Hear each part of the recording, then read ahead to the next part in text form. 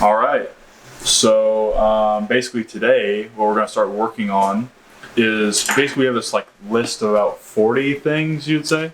Oh, it's 3 pages, so probably 40, and that's just the stuff we can, sort of think about today. But yeah, about 40 or 50 items. Yeah, to get ready for our first track event, which is hopefully COTA. And the first thing we're doing today is we're swapping out some Radium components. So Radium is the people who basically supplied our whole fuel, like I'd say a lot of the fuel system products. So one of those items is actually our fuel dry brake. So they've come up with some new stuff that we're gonna put on. It's a way improved version, I would say. So if you can come in here, or actually you already got some shots earlier of some of the stuff that we had to do beforehand. I did, yes. Yeah. So basically, so this is the new piece, the new housing, and you can see it's kind of machined, and it looks a lot. It looks a lot cooler. It's got some design to it. This one is kind of a basic shape. It's still the same center section. It looks like. And then you can kind of see this comes out straight, and what we need to come off with a complete bend in there in order to get from here to this hose to the fuel system, so we could fill it. But so you had to put like an angled piece. You have a shot of that you can feed into there now, but like basically they've come up with a new solution for that. Well, they've fixed this properly. What I had to do is just use a piece of aluminum tubing right here and come off the bottom of the original housing. And I had to make this bend happen with an aluminum bend that I cut, and I had to clamp it in three locations, which is, it's pretty ugly really, but they've come up with this genius solution that allows you to put this green adapter on the bottom of this main housing, and then you can rotate this any direction you want, and then tighten it up with an actual wrench that they supply. So they even supply a cool little wrench that fits on here, and I should have taken it out of the package because it's a lot easier to use when they're out of the package. Yeah. Also just came out of the package, this Radium hat. I'm not really a big hat guy, but like it's also kind of like fleece lined. So that's kind of handy. It's kind of it just warmed up though. It's a nice hat, but it is 65 degrees today. You would think that we would be at like 6 below. But here it is 65 degrees and sunny outside. Yeah. But yeah, look at this cool wrench they supply. They think of everything because they know that most people don't have a wrench this big to be able to tighten the fitting that they have on here. So isn't that cool? So now once we get this all installed, we'll get it clocked and then tighten it down so there's no leaks. Yeah. So basically you can kind of see that this is for a fuel jug connection. Oh, higher.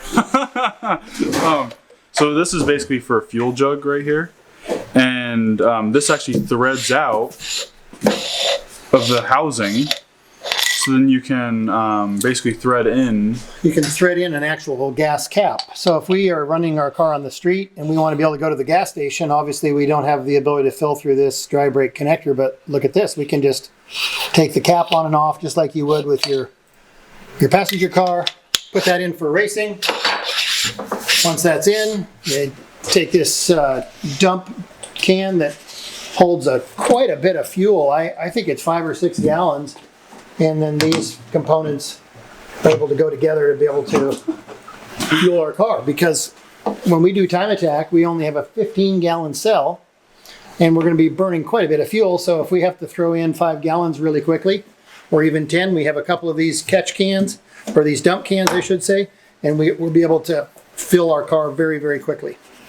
Yeah, so it's going to be super, super fun.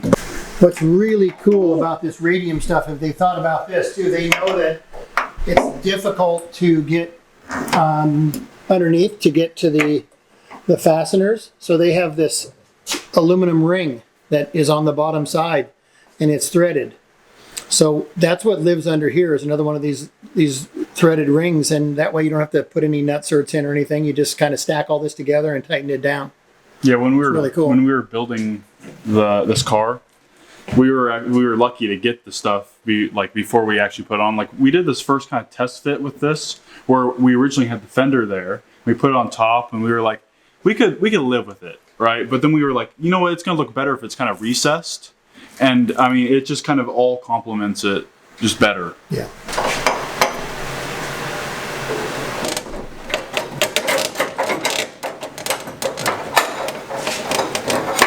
Yeah, you can kind of see what generally that slot looks like,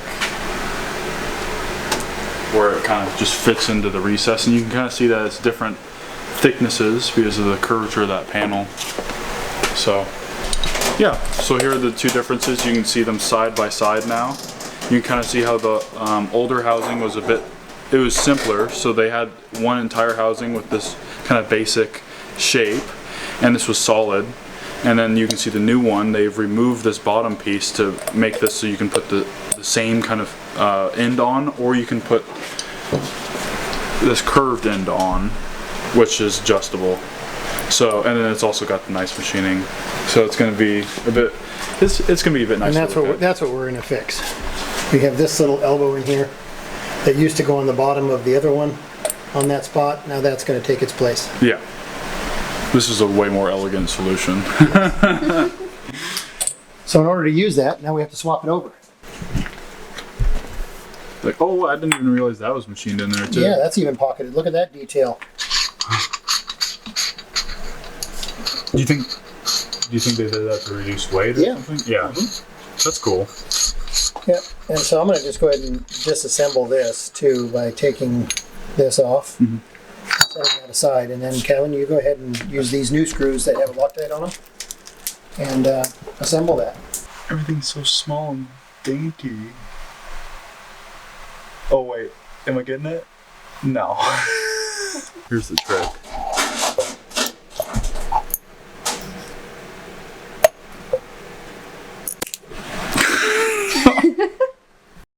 Before. It is going to be easier. Yeah.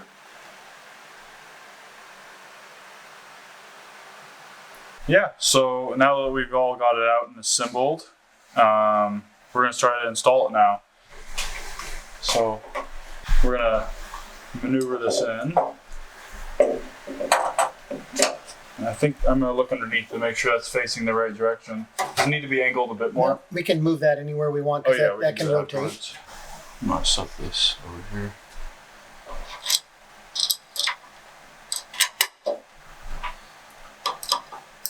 Actually, this one's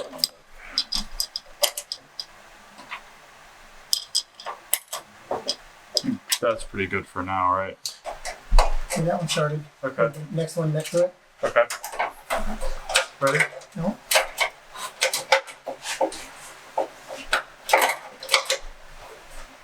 This is also supply. Yeah.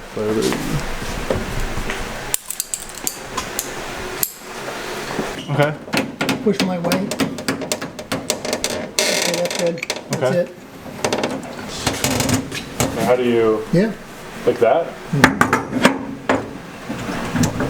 Is that how you get it on? Yeah, you just push up against it. It'll center itself. Okay. Just have to be straight with it. Like that, just like that. Oh man, that's cool. That's cool. We should video that. Do it. So since this is basically installed now, we're gonna break it in. I like how right when I go to do it for the first time I actually mess it up. Okay. Lunge. So now that we have freshly installed that, we're gonna break it in with the new Radium fuel jug. Oh man, that's cool. That's exciting.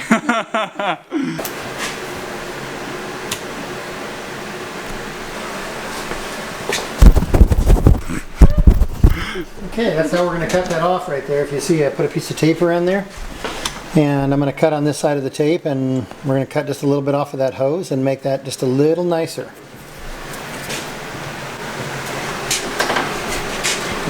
Listen to this. Get the.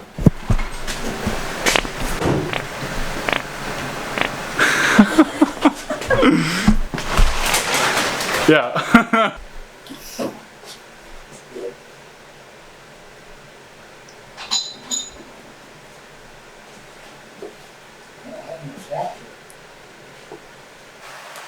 So one of the other things that Radium has recently helped us with is the fuel sending unit.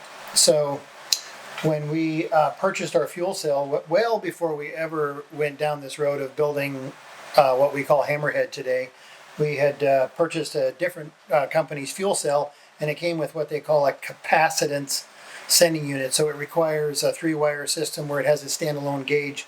And what we needed was a simple ohms 2-wire fuel sending unit. So this is one of the things we're going to be swapping out with what's in there now. So this will be put into here, and a new connector will go on, and we'll rewire that, and we'll have our fuel gauge working. So thanks, Radium. I guess while we're waiting, I can sit and talk to you guys about. All right, we can look kind of way in there if we want. So you can also see the way this car has its turbo setup mounted. Here, that okay? That's better. Yeah, that's shiny. So basically, you can see the way we have our Garrett turbos mounted, and it's all stainless 304 for the turbo exit, and then it's aluminum for the intake, and we have dual HD clamps, one up at the top. They're 4-inch, right, Dad? Yes. Yeah, we have a 4-inch up there, and we got a 4-inch down there, and these are the G35 900s. And the reason why we have them mounted in the back is because this is the only place we have for them. I'm gonna get official results on the dyno, but from the little amount of driving that we've done with it so far, we haven't had any issues with turbo spooling or performance. So yeah, but it's kind of funny because the most asked question we ever get, or like sometimes people will comment, like one of the craziest comments I've seen for it is like lag machine. That's just mainly from improper like turbo sizing, but basically this setup has no issues spooling. So I just figured it's kind of a cool segment to cover. So yeah. Okay. I'm gonna scoot over. So this is what we call an air jack wand, and it plugs into this receptacle back here. Some people have say, hey, what's this gold Venturi on the back of the car? Well, that's the connection for this air jack wand, and it's effectively a quick disconnect. It snaps in and hooks on, so it can't come out, and then to release it, you just pull back on the collar. And so once it's in there and you hook a line to it, you can charge the system to raise the car up by opening the valve. By doing this, the air jacks have just come down.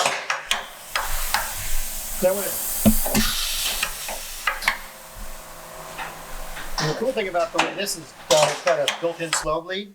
So once the car's up in the air, you can shut the air supply off, which keeps the air from going in or coming out. You can take the line off, and then you can lower the car down by just turning this slow bleed, and when I do that, the jacks will retract.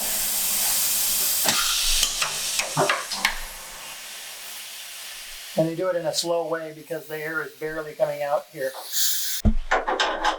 I can have the whole thing, have this bleed closed, have this open, an air jack line on here, and if I want to raise the car up really quick, just plug in and it instantly charges everything, or cut it down really quickly.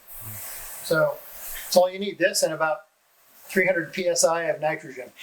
Yeah. So we'll be bringing a bottle with us to the track to be able to do this. Well, then you go show them the wheel nut gun. All right. So one of the things, this is obviously one of our air jacks. Is the front left corner. We need to put a new seal in this corner. That's the air leak. But it's obviously, there's two pieces. It's a double kind of action going on. And this is a lot of elevation. So what we're going to do is we're going to put a restrictor in, I think, this top tube. So it only goes about, not this far, but it's going to be significantly less. And on the back, and then I think I'm going to go to the back, and then you're going to and then I'm going to And now that I'm back here, wait, no, that's not how I said. I said now that I'm in the, okay. So now that we're in the back, this is obviously, this foot's not going down quite enough. And we need to we basically take this piece off, and we're going to put a new machined foot on. And eventually it'll be all the same height. This is also double actuating, and we only have one back here, so hopefully we can get enough nitrogen pressure to lift up the car. And yeah, if you want to actually get way underneath here, we can show you the kind of the exhaust system. So can you see it all? Yep. Oh, it's kind of running a bit rich, you can see. Oh no, that's the oil you were talking about, Dad. Yeah. We didn't. So basically these turbos, you have to run them at a very specific angle, and it's 15 degrees max, right, Dad? Yeah. But I think we found out that we accidentally put them at 22, so we just need to do a little bit of shifting around and we'll get them back to the right angle. But because the turbos are in the rear, there's a kind of an oil, like, and the oil scavenges all the way up front where the engine is. So, and then we're backing it down a hill idling, and has a super aggressive cam. So, and this car is built to rev, like that's where it'll function. So, and it was idling and backing down a hill, so then it was depositing just a little bit of oil. But we're going to do a few things to make sure that doesn't happen anymore. But at the end of the day, this car is built to run at high RPM, high speeds. So it idling and backing down a hill is not its strong suit. But you can see this is the way we did our blown diffuser. So we have a whole flat bottom going from we don't have the front splitter on it right now. But we have a whole flat bottom, and then it comes forward, and you can see this is where the exhaust comes through. It's wrapped by a guy here in Indiana, heater shield, and this is a skid tray underneath, and there's a skid that goes here. And there's skids right here as well on the outer portions. And this whole bottom is carbon Kevlar. It serves as the whole flat bottom and anti-intrusion layer. So now that we're going back to the blown diffuser, you can see that we have this kind of a teardrop shape going on, and it's all welded together. It's all stainless steel. It's what's coming out of the back of the turbo. Can you see from your angle the turbo compressor blades? Yeah, you can see the turbo compressor belt blades there. It's super short. There's our O2 sensor. And for those of you that are wondering if that works, we have a second one that comes out right after the headers. And then if you get it at this angle, you can see our wastegate there. Do I need to move? Yeah, you can see the wastegate valve. And we have that kind of coming in and gradually coming out because we want to be careful about the flow of the exhaust air. So yeah, this is the underside of the car. Eventually we want to make a lot of stuff out of carbon. We just want to get a diffuser design finalized. It needs some work. I'm getting out.